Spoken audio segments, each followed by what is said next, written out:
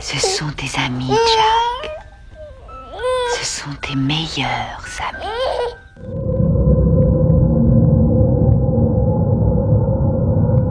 Sorti en 1990, La Nurse est un film étrange, fascinant et dérangeant signé William Friedkin, le même cinéaste qui 17 ans plus tôt avait marqué à jamais le cinéma d'horreur avec L'Exorciste. Fort de cette réputation, Friedkin revient ici avec un fantastique plus symbolique, plus intime, mais toujours habité par le même malaise viscéral face au mal. Depuis French Connection et surtout L'Exorciste, il explore toujours la même obsession, la confrontation entre la rationalité moderne et les forces invisibles du mal. Sauf qu'ici ce mal ne vient pas de l'enfer, il vient de la terre. À la fin des années 80, Friedkin n'est plus au sommet d'Hollywood. Après des chefs-d'œuvre salués mais aussi des échecs commerciaux comme Sorcerer ou Cruising, il veut revenir à quelque chose de plus viscéral. Universal lui propose d'adapter le roman The Nanny de Dan Greenberg, un thriller domestique réaliste sur une babysitter qui devient dangereuse. Mais Friedkin, fidèle à son instinct, refuse la facilité du drame psychologique. Il réécrit le film pour en faire une fable païenne, un conte de terreur à la fois archaïque et sensoriel. Il veut raconter le retour d'une force primitive dans un monde aseptisé. L'histoire du film est plutôt simple. Un jeune couple, Phil et Kate, s'installe dans une belle maison de banlieue américaine. Ils viennent d'avoir un bébé, tout semble parfait. Ils engagent alors une nourrice, Camilla, interprétée par Jenny Seagrove. Belle, douce, rassurante, la femme idéale. Mais très vite quelque chose cloche. La nature autour d'elle semble vivante, les animaux réagissent à sa présence, et dans la forêt voisine, un arbre gigantesque semble la regarder. C'est là que Friedkin dévoile la vérité. Camilla n'est pas vraiment humaine, c'est une créature ancestrale liée à un culte druidique. C'est une sorcière, une gardienne qui sacrifie des bébés humains à un arbre vivant, symbole d'une divinité naturelle oubliée. N'approchez pas, je vous préviens.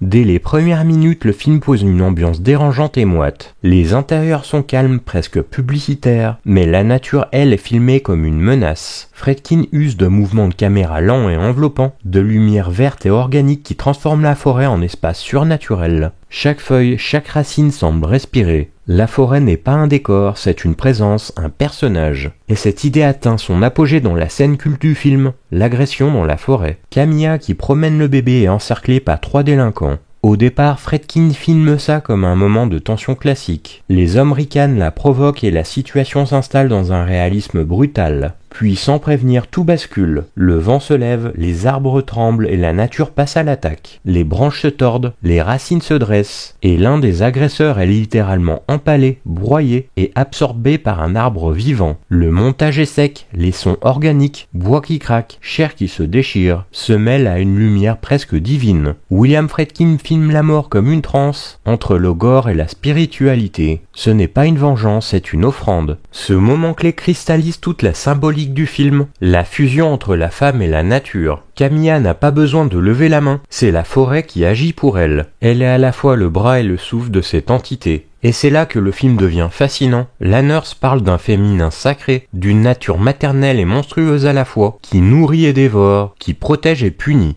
L'arbre dans le film n'est pas qu'un simple élément surnaturel, c'est le véritable personnage principal. Il représente la mère originelle, la nature primordiale, celle qu'on a oubliée dans notre confort moderne. Friedkin en fait un symbole spirituel, ses racines sont vaines, sa sève est du sang. Il respire, il souffre, il réclame, et Camilla est son instrument, sa prêtresse. Les bébés qu'elle lui offre en sacrifice ne sont pas tués dans son esprit, ils sont rendus à la terre. Le lien entre l'arbre et la sorcière est presque sensuel. Dans plusieurs scènes, on voit Camilla nue, collée à son tronc, comme une communion mystique. Friedkin filme cette union sans voyeurisme, mais avec une beauté troublante. La chair et le bois se confondent, le divin et le charnel se rejoignent. C'est l'image de la sorcière païenne par excellence, la femme unie à la nature, à la fois fertile et mortelle, incarnation du cycle de la vie. Cette dimension érotique et mystique donne au film une puissance unique. Friedkin, connu pour sa mise en scène nerveuse et réaliste, se laisse ici aller à un onirisme organique, presque européen dans son esthétique. On pense à des films comme Suspiria d'Argento ou La Compagnie des loups de Neil Jordan, mais avec un ancrage plus physique, plus américain.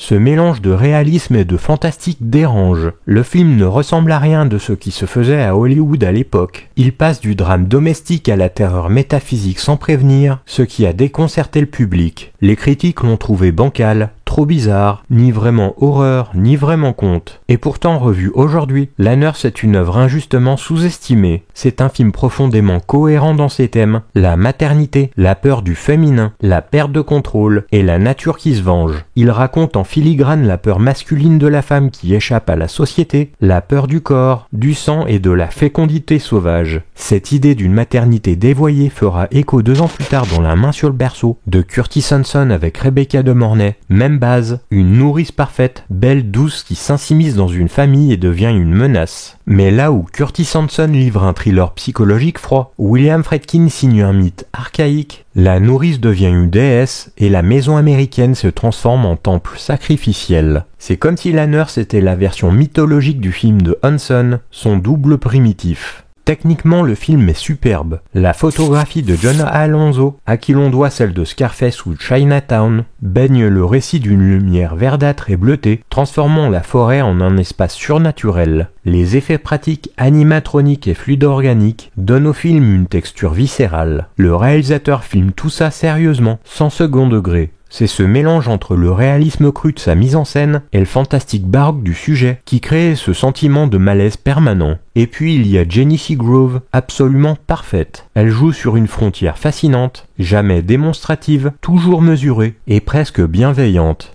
Je vous prierai de ne pas crier.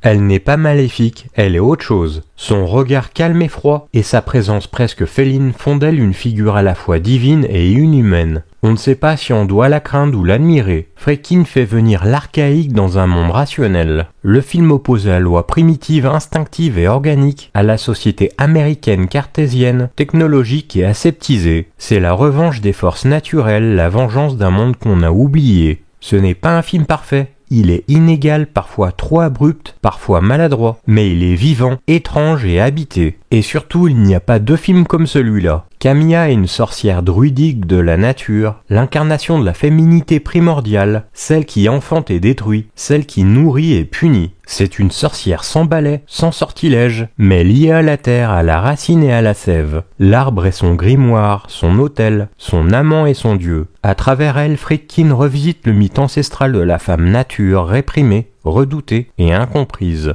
Et si l'exorciste montrait la lutte de la foi contre le mal, La Nurse montre la victoire du naturel sur le spirituel. C'est le retour de l'instinct contre la raison. C'est une œuvre qui, sous son aspect horreur des années 90, cache une vraie réflexion sur la peur de l'inconnu, du féminin et du vivant. S'il est donc imparfait, il reste un film inoubliable. Friedkin signe une œuvre rare, mystique, organique, sensuelle et terrifiante. La Nurse est une pierre angulaire, la figure de la sorcière qui devient celle de la nature elle-même. Ni démoniaque, ni humaine, elle symbolise la force que l'homme moderne ne peut plus contrôler, la féminité ancestrale, la terre nourricière devenue vengeresse. Camilla, gardienne de l'arbre, c'est la sorcière primitive qui rappelle que la vie et la mort, la beauté et l'horreur ne font qu'un.